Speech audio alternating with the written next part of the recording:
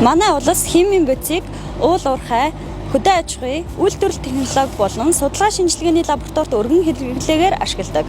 Цэлэнх гайлын газрын алтан булаг болон Сүхбаатар бомбтоор импортлогдож буй химийн бодисын эргэлтэнд холбогдох хууль тогтоомж, журам стандарт заасны дагуу баримтчиг болон бит үзлэг шалгалт лабораторийн шинжилгээ технологиг хийж шаардлага хангасан химийн бодис бараа бүтээгдэхүүнийг улсын хилээр нэвтрүүлэн ажиллаж байна.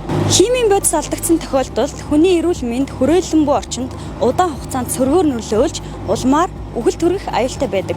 2022-оос 23 оны байдлаар улсын хэмжээнд уул уурхай болон бусад салбарт химийн ослын дуудлага мэдээлэл 12 бүртгэгдсэн байна.